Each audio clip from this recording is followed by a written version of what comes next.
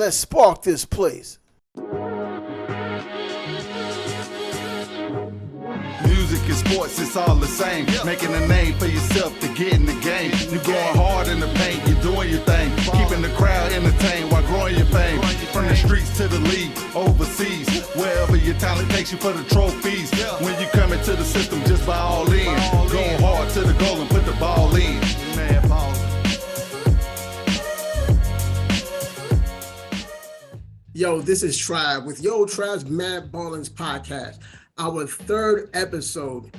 In this episode, I would like to talk about Ja Morant. Yes, Ja Morant of the Memphis Grizzlies, who had a phenomenal game just last night. They played the Lakers, who had just come off of a win of their own, with LeBron James and Russell Westbrook getting triple doubles. But Ja showed up in this game, scored 41 points in the 104-99 victory against the Lakers. But it was all Ja's night that night. Of course, he had help in a team sport, but he showed out. And it's a great thing because just a week ago, I was talking about in my first episode of how fans were getting after Ja because of the team losing when he had gotten back from his injury.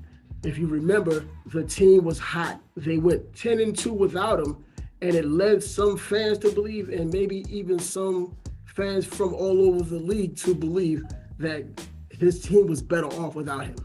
They could not have been further from the truth as Ja showed up against the Lakers, bringing his team from 14 down and taking hold of a victory in front of the home crowd.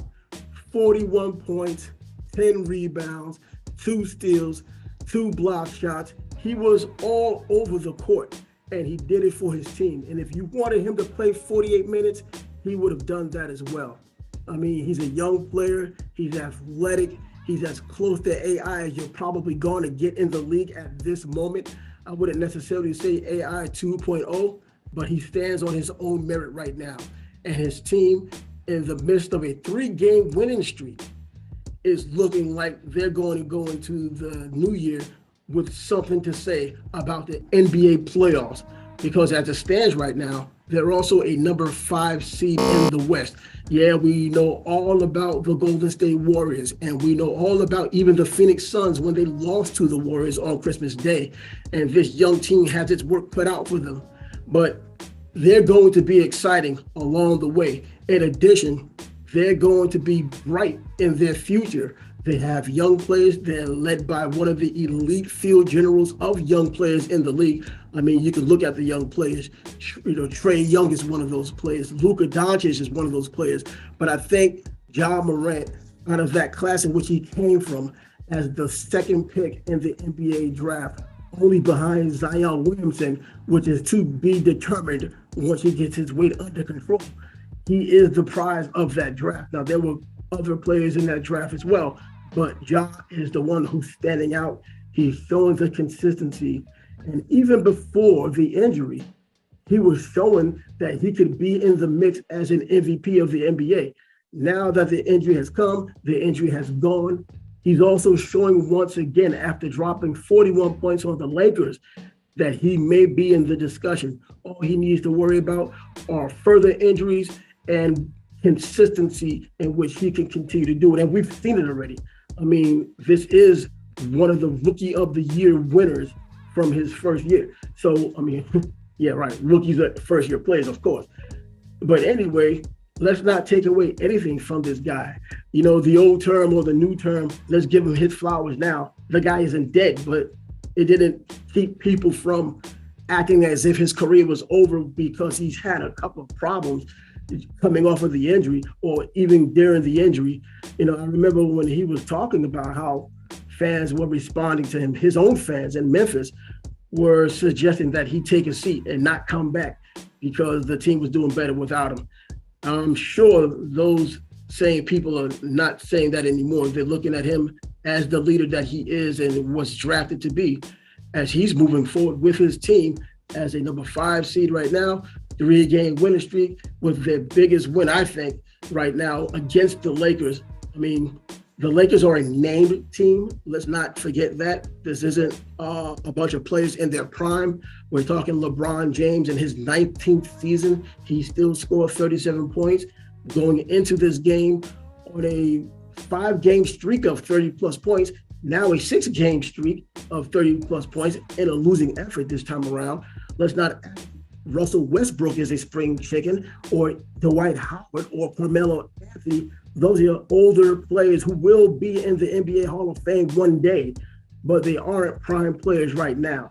So for those who thought when those names were on the dotted line or on the roster in the offseason that it would translate to just wins, well, you're wrong so far. I mean, Anthony Davis is missing and it has something to do with it, but this team hasn't found its identity that they were expecting the entire season, whether Anthony Davis was there or not. But getting back to the conversation at hand, Ja Morant shows up, and defensively, I mean, the 2 steals, 2 assists, you would like to see more assists from a point guard, but the 2 blocks and 2 steals defensively, that's a lost art in the NBA these days. You know, you have so many isolation players who go out there and just show you what they can do as if they're playing street ball, and they are such great athletes. They make it look easy. I mean, James Harden makes it look easy, and Ja Morant now offensively makes it look easy, and then he goes out there and gives you a full effort on the defensive end of the floor. You know, and not too many players are doing that anymore. You know, they're just pretty much running up and down the court. Every now and then you have your players who play defense. Last night was an example of a young player with a lot of energy playing in defense, you know, and that energy is definitely not lost on his team. You know, he's a catalyst for those guys. And when he's playing well, the team plays well in terms of the energy they get from him and the excitement he brings to the game. And coming from 14 down at home, well, you see the difference when you have a player like that and the other players, Desmond Bain showing up with 20 points of his own, you know, helping out with the team, a young core of the team, you know, and let's also not get it jaded right now as well. I mean, the Lakers have lost 6 of 7, and defensively, I mean, in terms of differential, they're 22 right now. Last year, I mean, they had the best defense in the NBA in a shorter season, but still the best defense in the NBA. Right now, that isn't the case. Whether it's COVID, whether it's injuries, whether it's just age, we're seeing what the Lakers are. And I don't think there's going to be much of a change. And if so, it may come via trade or whatever. But right now, this is not the team that's probably going to any type of meaningful postseason basketball, especially when you have the Golden State Warriors and the Phoenix Suns just buzzing like they are. And even right now, I know it's a regular season game and it's the Memphis Grizzlies in this regular season game, but this is what we have right now. You know, Russell Westbrook came into this game as well. Let's give him a little bit of a shout. He had his typical triple-double, but he also had 5 turnovers. He and LeBron, in fact, had 5 turnovers, and it certainly contributed to the outcome in which they lost the game. I mean, John had 6 turnovers of his own.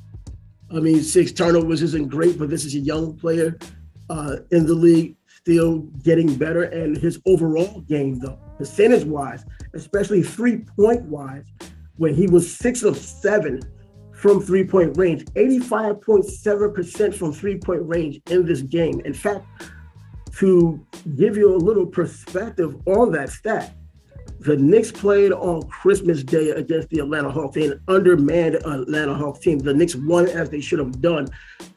And they were just 41% from the free throw line, not three-point line. From the free throw line, they were 41%. And I believe they only went there 12 times. So there is a real comparison contrast if you just want to have a stat to look at.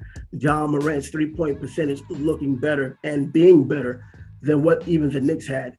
But Ja Morant, there isn't much more you can say about his game last night. And you just hope that he can continue on that trajectory, which going by the past he has. Now it's up to his team to show the consistency and winning. It's one thing to get stats. It's another thing to have meaningful stats that get you into meaningful postseason play. So outside of that, it means absolutely nothing. Just people putting stats in a suitcase and taking them to the next arena. But I don't believe Ja Morant is that kind of guy. I believe he's the guy you build a franchise around. And the way it's looking right now is they are on the right trajectory. And it's a great thing for all involved, especially if you're a Memphis Grizzlies fan or have anything to do with that. In fact, I think even not being a Memphis Grizzlies fan, for someone who just wants to watch, loves watching the game, I think it's helpful. I'm a Knicks fan, and I don't mind watching Ja Morant. I wanted him as a Knick at one point, but watching him from afar and watching other star players, as a Knicks fan, you like watching MJ. You didn't like watching him play against your team, but you like watching Michael Jordan. You liked watching as a Knicks fan, or at least most Knicks fans myself. Watching Magic Johnson, even in Detroit, watching Isaiah Thomas and all the quality players in the NBA. When you have those kind of star athletes, it's better for the league when they're behaving, and they've been behaving. This isn't an older NBA when you heard about everything under the sun, headlines every day. You didn't know what you were going to get. You read about something that should have been on the front page, but it was the sports pages because things were so bad. But the way the NBA is now, and rules change and it's more offensive friendly, you get guys like Ja Morant who's showing up and just getting it done. And he's an athlete, an absolutely phenomenal athlete. And when you have that kind of a guy who's willing to play defense, you're going to see what you saw last night, and you'll see it more often as long as he keeps his motor up. And if you watched him play throughout his career so far, his motor continues like all of the time. Wins, losses, his motor continues. Now there's a little lull on occasion, but you get that from primarily everyone. There's a lull on occasion to where the numbers aren't superstar numbers, but they're still contributing in a win.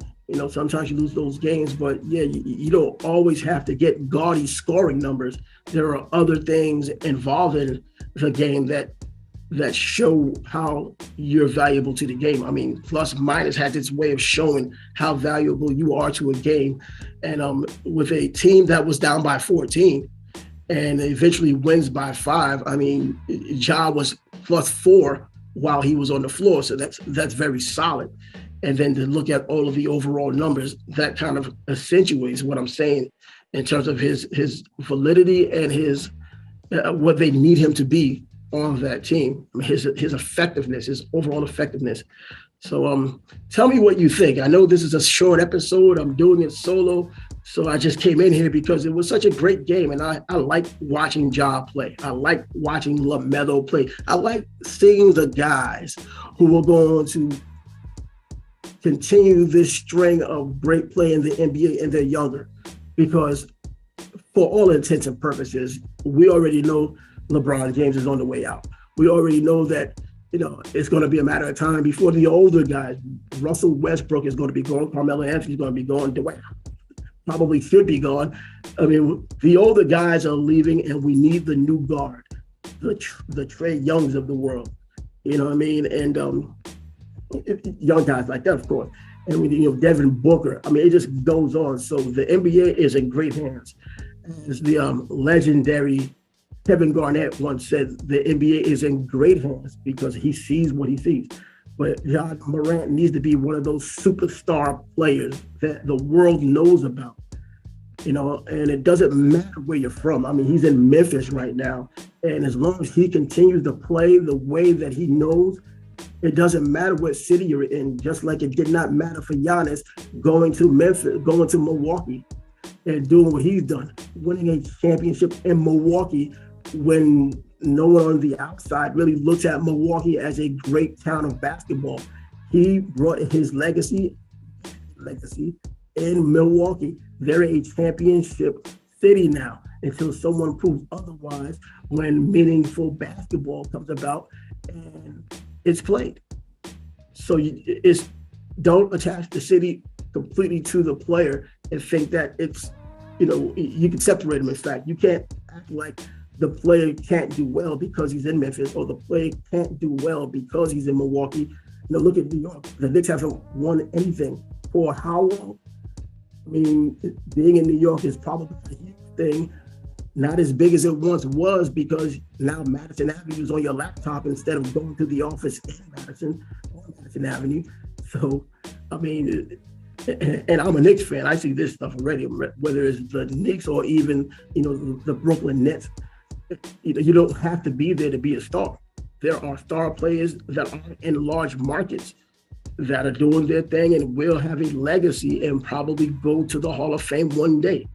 And Ja Morant in Memphis, I believe, will be one of those players. Let's hope for the best in terms of injuries. And for his sake, you want more than just statistics. I mean, we've seen those kinds of players. We've seen John Stockton, who tried his damnedest to win a championship along with Karl Malone, and nothing happened. And so there are guarantees, but I believe if you have an organization that's working well with the player, and the player is a phenomenal player, and as he gets older, his athleticism dwindles, but his IQ goes up even further. He can still win games and still win significant games and ultimately become a champion. Look how long it took Dirk Nowitzki to get that done. The best European player of all time as it stands right now. And it took him forever to finally get a championship. So he's on the right trajectory. He's on the right track. So let's enjoy him now as he does what he does. I mean, it's beautiful to watch.